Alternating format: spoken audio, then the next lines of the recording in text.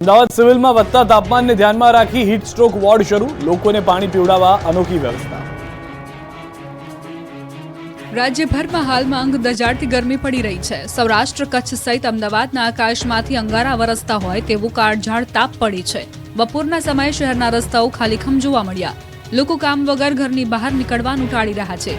દિવસની સાથોસાથ રાત પણ લોકોને અકળાવી રહી છે। હાલમાં રાજ્યના ઘણા જિલ્લામાં 40.5 ડિગ્રીથી વધુ તાપમાન નોંધાઈ રહ્યું છે। રોજે રોજ વધતા તાપમાનને ધ્યાને લઈ તંત્ર પણ એલર્ટ બન્યું છે। લૂથી ઢળી પડતા લોકોને ઇમરજન્સીમાં સારવાર મળી રહે એ માટે 108 એમ્બ્યુલન્સને એલર્ટ મોડ પર રખાઈ છે। તો અમદાવાદ સિવિલ હોસ્પિટલમાં હીટ સ્ટ્રોકના દર્દીઓને ઝડપી સારવાર મળી રહે એ માટે ખાસ હીટ સ્ટ્રોક વોર્ડ તૈયાર કરવામાં આવ્યું છે।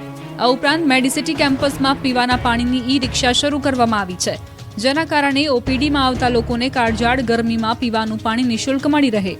આ અગાઉ છેલ્લા કેટલાક વર્ષોથી સિવિલ હોસ્પિટલ તંત્ર દ્વારા ઉનાળાની ગરમીમાં દર્દી, દર્દીના સગા કે સિવિલ કેમ્પસમાં આવેલ કોઈ પણ વ્યક્તિને ઠંડુ પાણી પીવડાવવા માટે ઈ રિક્ષા ફેરવવામાં આવી રહી છે। તેમજ આ વર્ષે પણ ઉનાળાની અસહ્ય ગરમીમાં પાણી વગર ડિહાઇડ્રેશનના કારણે કોઈ પણ વ્યક્તિને તકલીફ ન પડે તે માટે ખાસ વ્યવસ્થા કરાઈ છે। ઓપીડી વિભાગોમાં દર્દીને પીવાના પાણીના કુલર કે પરબ સુધી પણ જવું ન પડે તે માટે દર્દીને તેની જગ્યાએ જ જગ દ્વારા પાણી અપાય છે। રસ્તા અને પીવાના પાણી માટે છોટાઉદેપુરના એક ગામના લોકોએ ઢોલ વગાડ્યા, તંત્ર સામે સુવિધાઓ માંગી।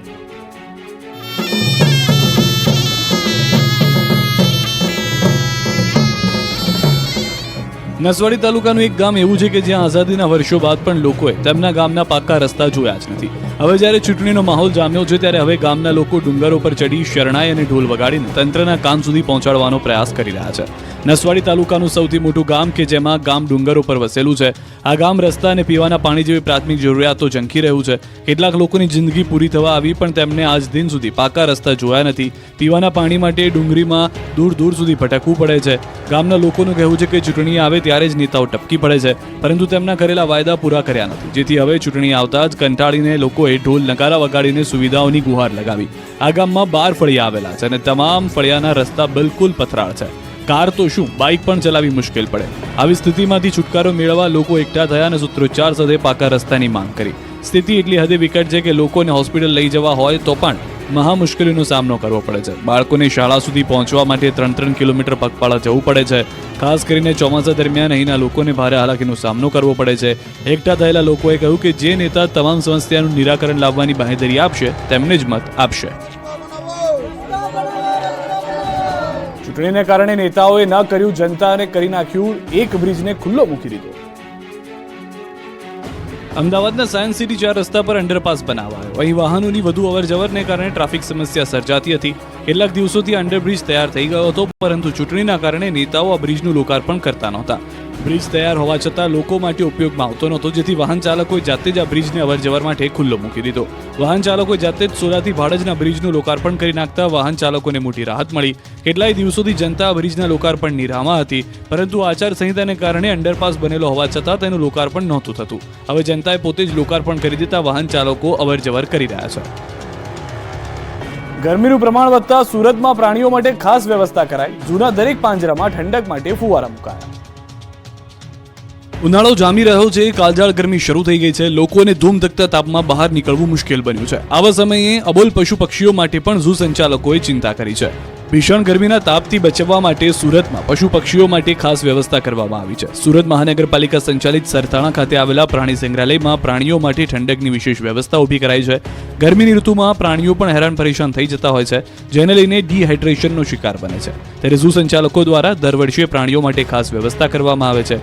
પ્રાણીઓ અને પક્ષીઓ માટે ખાસ ફુવારા મૂકવામાં આવ્યા છે, જેનાથી પ્રાણીઓ ઠંડક મેળવી શકે અને પક્ષીઓના પાંજરામાં પણ ફુવારા મૂકવામાં આવ્યા છે। સાથે વાઘ જેવા હિંસક પ્રાણીઓને રોજિંદા નવડાવવામાં આવે છે, જેનાથી કાળઝાળ ગરમીથી રાહત મળી શકે। આ ઉપરાંત બહારના ભાગે કુંડ બનાવવામાં આવ્યા છે, જેમાં પણ વાઘ, દીપડા સહિત અન્ય પ્રાણીઓ કુંડમાં બેસી અને પોતે ઠંડક અનુભવે છે। ઉનાળાના સમયે પ્રાણીઓના ખોરાકમાં પણ યોગ્ય વ્યવસ્થા ઊભી કરવામાં આવી છે।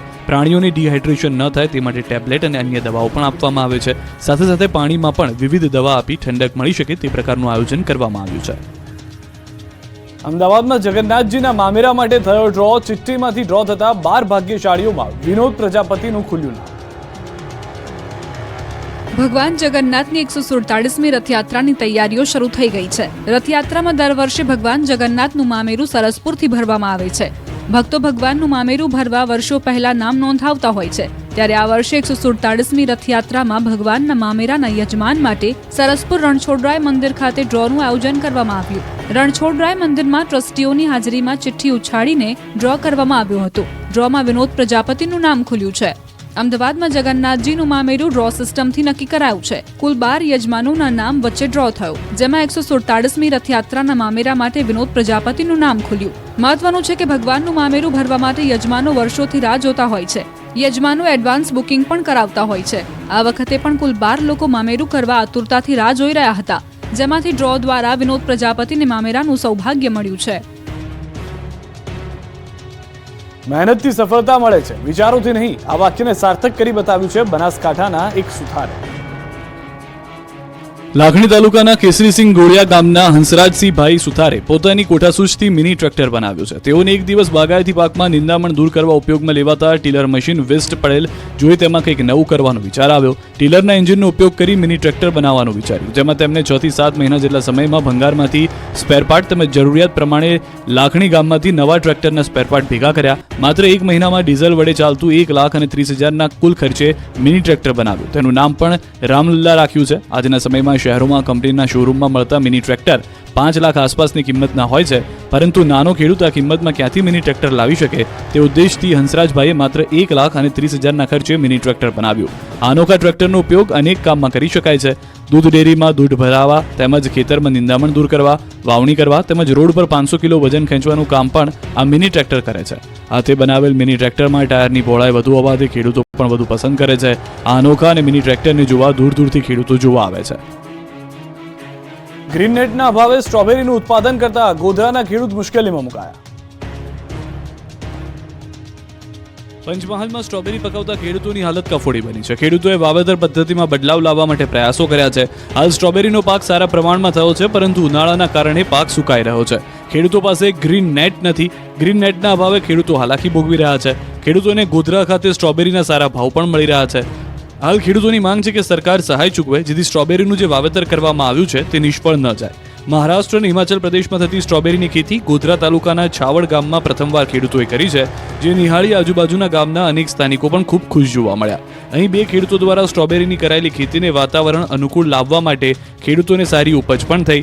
સાથે સાથે જ અહીંના ખેડૂતો દ્વારા કોઈ પણ પ્રકારના રાસાયણિક ખાતર કે દવાના છંટકાવ કર્યા વિના ઓર્ગેનિક પદ્ધતિથી સ્ટ્રોબેરીની ઉપજ મેળવી છે, જેથી આજુબાજુના વિસ્તારના રહીશો સહિત અનેક લોકો દ્વારા અહીંથી સ્ટ્રોબેરીની ખરીદી કરવામાં આવે છે. જોકે અહીંના ખેડૂતો આર્થિક રીતે સદ્ધર નહીં હોવાથી હાલ તેઓની સ્ટ્રોબેરીનો પાક ગ્રીન નેટના અભાવે સુકાઈ રહ્યો છે. ખેડૂતોની માંગ છે કે સરકાર દ્વારા સહાય પૂરી પાડવામાં આવે અને સ્ટ્રોબેરીની ખેતીનો વ્યાપ વધારવામાં આવે.